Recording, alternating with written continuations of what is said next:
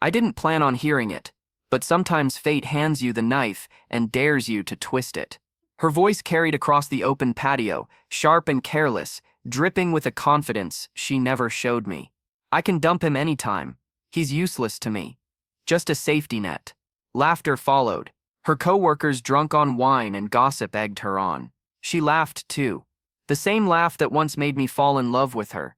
In that moment, the weight of our marriage collapsed. 12 years. Every sacrifice, every quiet compromise, reduced to a punchline. I didn't storm in. I didn't beg. I just walked outside, pulled my phone from my pocket, and dialed one number.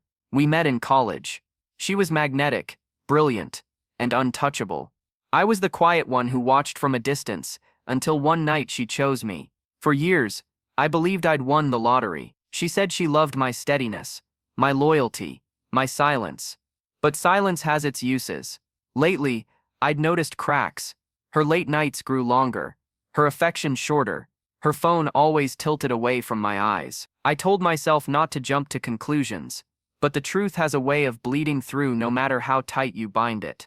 And tonight, it bled like an open wound. The voice on the other end of my call belonged to her boss, a man I'd met twice, polished, calculating, the kind of man who didn't waste words.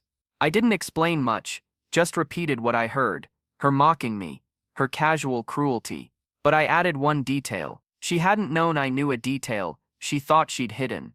The affair, she wasn't just humiliating her, to her coworkers. She was betraying the very man who signed her paychecks. I stayed outside, leaning against the brick wall, breathing in the night air, calm, detached. I wanted her downfall to arrive without my presence contaminating it. 10 minutes later, I heard the shift. The glass doors swung open. Heavy footsteps cut through the chatter. His voice thundered across the party. "What did you do?" I stepped just close enough to see. He gripped her arm, his face twisted with fury. Her confident mask cracked. Her coworkers froze, wine glasses hovering in midair. She stammered something, but her boss wasn't listening. His eyes were locked on betrayal, professional and personal, because she hadn't just been sleeping with a corker.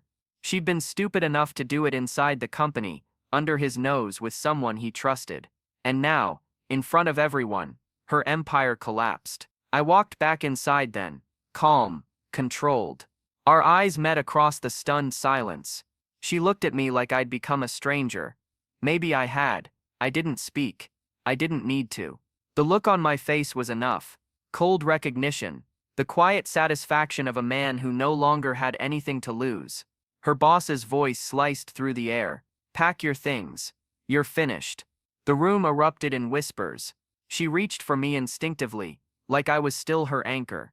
But I stepped back, let her hand fall into emptiness. Leaving her there, unraveling in front of her peer, was the cleanest cut of all. I didn't yell, didn't gloat, didn't give her the satisfaction of knowing exactly how much she'd broken me. I just let the silence speak. The divorce came fast, too fast for her to scramble. I'd already gathered the evidence. Texts, receipts, baits. The lawyer didn't blink. She lost the house, the savings and every ounce of credibility she'd built in her career. I didn't ruin her life. She did that herself. I simply opened the curtain so everyone else could see. People ask if I regret it, if maybe I should have walked away quietly.